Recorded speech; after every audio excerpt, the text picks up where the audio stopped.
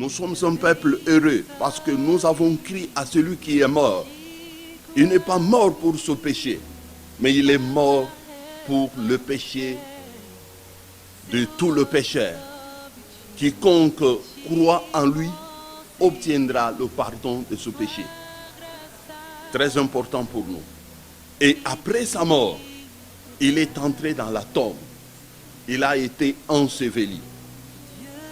Il a fait dans la tombe 3 jours et au 3e jour, la puissance de Dieu est descendue. Cette puissance a roulé la pierre et nous voyons que cet homme de Jésus est sorti victorieux de la tombe.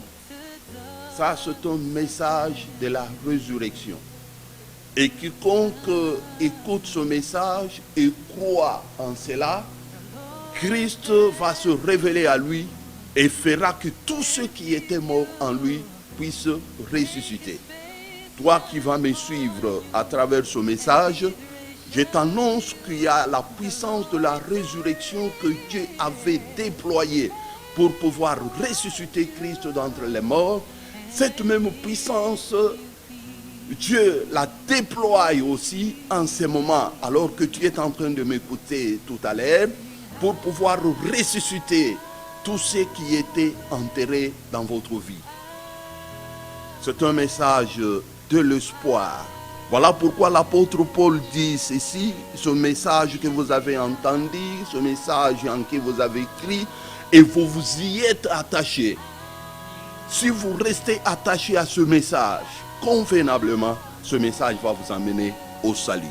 Bien-aimés dans le Seigneur, je crois que le temps que nous puissions nous réveiller, nous sommes en train de passer un moment très fâché, le temps de la fin, où nous voyons des événements qui bouleversent le royaume, qui bouleversent la République, qui bouleversent les hommes intelligents, qui bouleversent le riche, et qui arrêtent même le cours des événements. Ce moment fâché, c'est un moment d'interpellation pour nous, pour que chacun de nous se lève et s'attache au message qu'il avait reçu, le message de la mort et de la résurrection de notre Seigneur Jésus. Toi qui n'avais pas encore cru en Jésus-Christ, que ce temps t'interpelle, que ce temps t'interpelle. Je t'appelle encore à te repentir, pour que tu croies que Christ était mort au bois de Golgotha, non pour ce péché, mais c'était pour te pécher, c'était pour mes péchés également. Et à travers le sang qui avait coulé au bois de Golgotha, nous avons reçu le pardon. Il est mort, il a été enseveli. Il est ressuscité pour que nous soyons justifiés. As-tu besoin de la justification? Crois en la résurrection de Christ. Nous ne sommes pas le premier à passer par un moment comme celui-ci. Les disciples aussi, les apôtres du temps de Jésus, avaient passé par le même moment. Ils ont été confinés dans la chambre haute après la mort de notre Seigneur Jésus. Ils avaient perdu tout espoir. Ils ne savaient quoi faire. Ils ne savaient quoi faire. Ils se sont réunis dans la chambre haute. Ils avaient fermé des portes et des fenêtres par peur de Juifs qui avaient tué notre Seigneur Jésus et qui pouvaient le poursuivre également. Ils étaient là enfermés. Mais 3 jours après, cet homme de Galilée, après sa résurrection, il se levait. Il est apparu au milieu d'eux pour leur dire que la paix soit avec vous.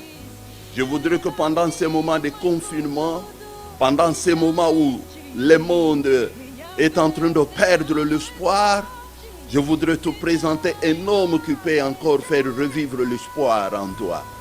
Il s'appelle Jésus de Nazareth.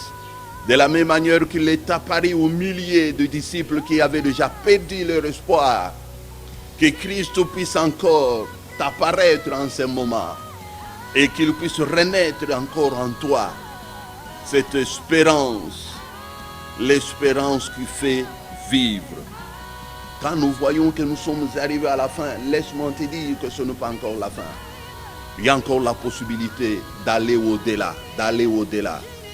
Partout où tu peux te trouver en ces instants, que le Saint-Esprit t'aide, que le Saint-Esprit t'assiste, que le Saint-Esprit te dispose à mettre en pratique ce message, en croire et en s'attachant à ce message pour que tu aies une vie sobre. Que le Seigneur te bénisse, que le Seigneur bénisse ce message, qu'il bénisse l'Église de Dieu et qu'il bénisse mon pays, la République démocratique du Congo. Merci.